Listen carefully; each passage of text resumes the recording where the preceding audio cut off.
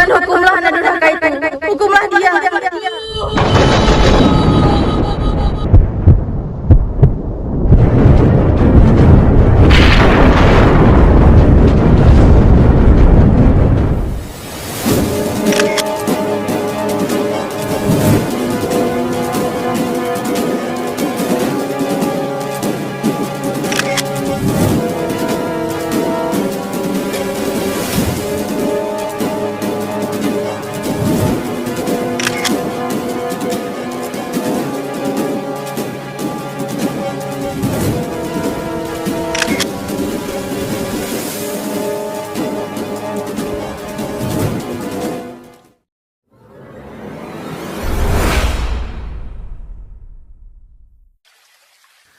Alkisah di sebuah bukit yang jauh dari kota di daerah Kalimantan, hiduplah seorang janda miskin dan seorang anak gadisnya.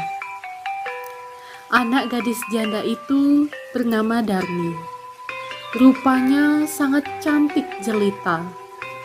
Namun sayang, ia mempunyai perilaku yang amat buruk. Gadis itu amat pemalas. Tak pernah membantu ibunya melakukan pekerjaan-pekerjaan rumah. Kerjanya hanya bersolek setiap hari. Hingga pada suatu hari, Ibu!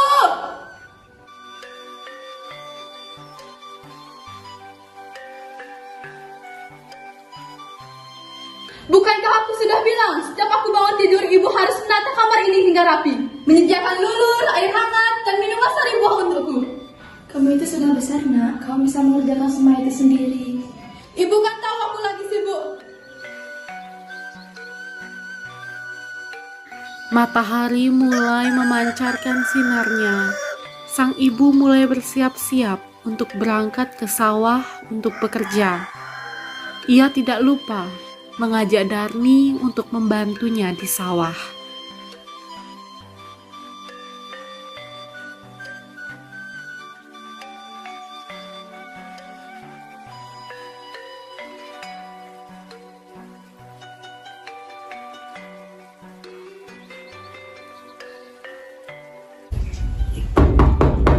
Darmi, ayo bantu ibu pergi ke sawah, nak.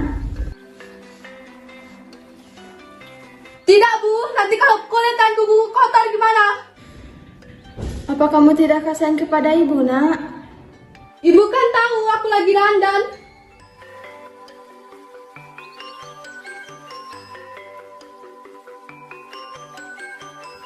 Akhirnya, sang ibu pergi ke sawah sendirian.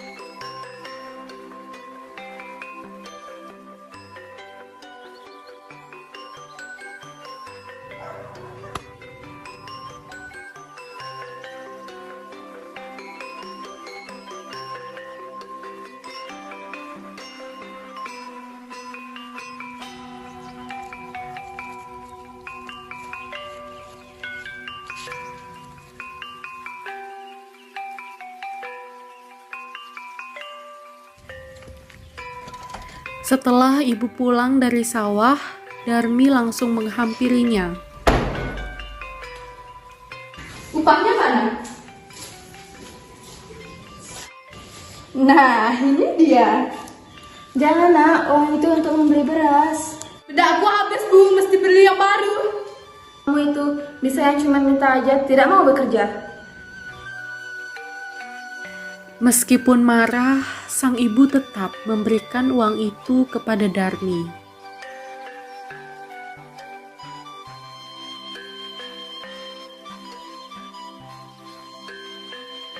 Suatu hari, sang ibu mencoba untuk membujuk anaknya agar mulai mengubah tabiat buruknya. Uangnya mana, Bu? Nak, ayo ikut ibu pergi ke sawah. Apa sih, Bu? Ibu itu sudah tua, nak. Jika nanti ibu dipanggil oleh Tuhan, ibu tidak akan khawatir untuk meninggalkan sendirian. Kita itu orang miskin. Kita harus tetap bekerja agar bisa membeli makanan. Siapa suruh jadi orang miskin? Lagi pula aku tidak pernah mau kamu jadi ibuku. Baiklah anakku, ibu hanya memohon agar kamu mengenali lingkungan sekitarmu, agar ibu tenang jika dipanggil Tuhan nanti.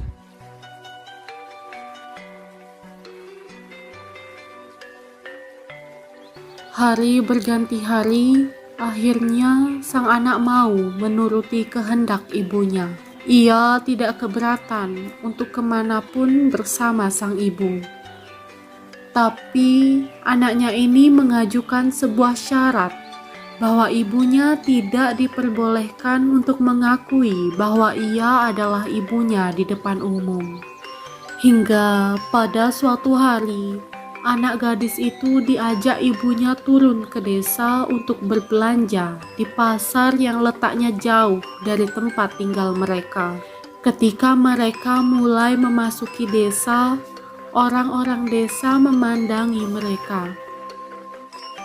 Di antara orang yang melihatnya itu, seorang pemuda mendekati dan bertanya kepada gadis itu. Sebagai bidadari surga, elok parasnya. Tak sanggup aku menahan untuk menatap keindahannya. Iya ya, bahkan wanita itu lebih cantik daripada bunga mawar. Rasanya aku tertarik untuk mengenalnya. Kita yuk.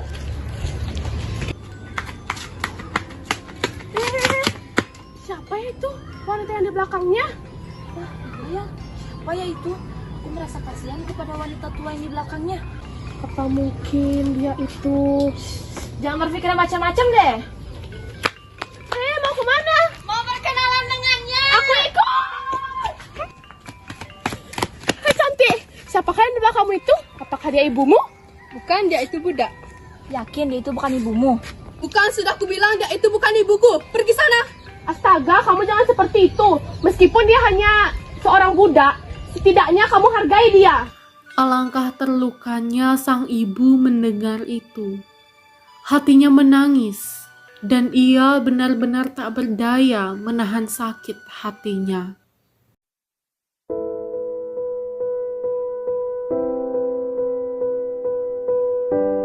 Akhirnya, si ibu pun berdoa. Tuhan, hamba sudah tahan menerima hinaan ini. Anak kandung hamba sendiri begitu tega yang mempermalukan hamba sedemikian rupa. Ya Tuhan, hukumlah anak durhaka itu. Hukumlah dia.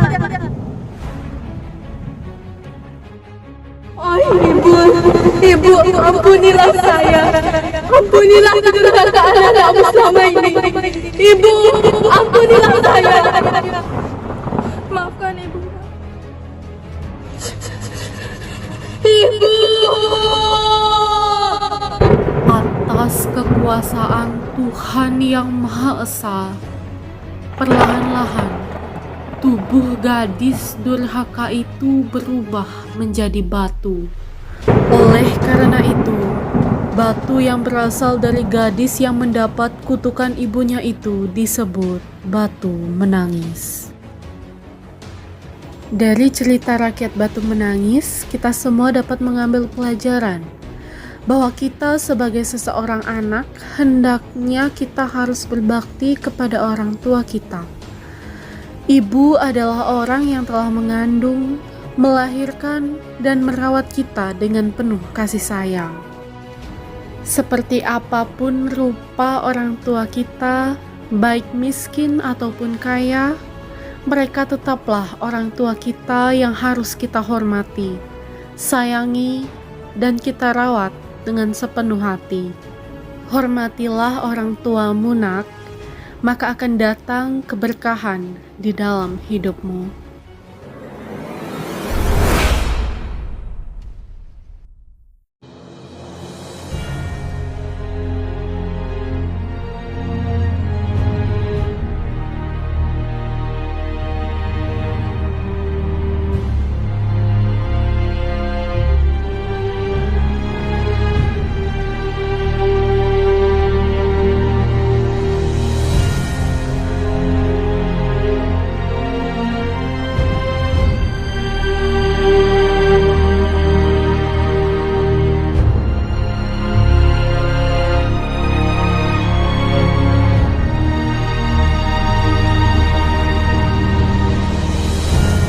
itu.